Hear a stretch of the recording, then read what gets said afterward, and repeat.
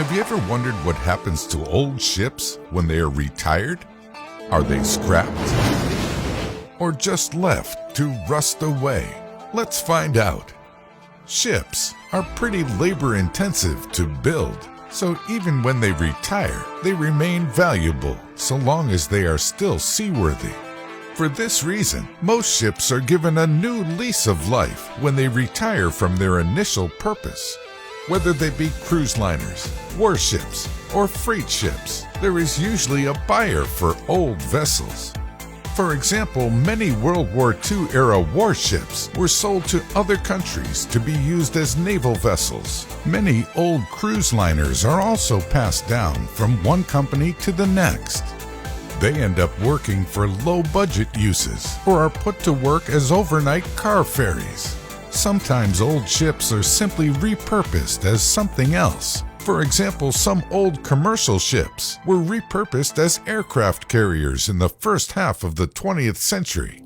Since they are essentially massive floating resorts, some end up permanently moored as floating hotels, convention centers, or restaurants. One of the most famous examples is the old Cunard RMS Queen Mary. Retired in 1967, she now sits in Long Beach, California, and serves as a tourist attraction, featuring restaurants, a museum, and a hotel. She is also occasionally used as a movie set, such as in the 1972 disaster movie The Poseidon Adventure. Some other ships are turned into floating museums. Warships are the prime candidate for this new lease of life, with famous examples like the USS Yorktown, the HMS Belfast, and Isambard Kingdom Brunel's SS Great Britain, all serving as museums. Sometimes retired ships are simply sunk.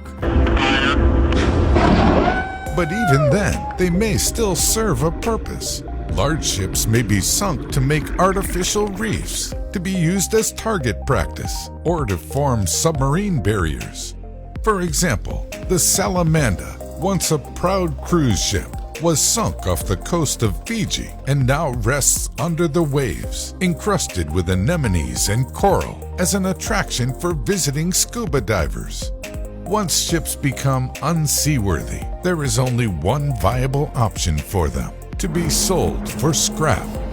Although no longer capable of traveling at sea, they may still have a lot of value as raw materials. Most end up in breaker yards in places such as India, Bangladesh, or Pakistan, where they are run aground and stripped of everything of value.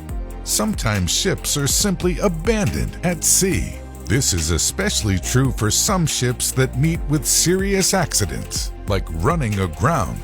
With no way to recover or tow them safely, the ship may simply be abandoned and left to its fate. One notable example is the cruise liner MS World Discoverer. She struck an uncharted rock off the Solomon Islands in 2000, and the captain was able to bring the ship into Roderick Bay, where it was run aground to avoid sinking. The ship was declared a total loss and has remained in Roderick Bay ever since. You can still find her rusting carcass there to this very day. Perhaps the saddest end for a ship is simply to be left to rust and fall apart, and many famous ships have met this fate around the world. One prime example is the famous cruise liner the SS United States. She broke the transatlantic speed record in 1952 and was later retired in 1969. During the 1970s, 1980s, and 1990s, various new owners failed to make her profitable and chose to sell off what they could before leaving her to fade away in a ship graveyard.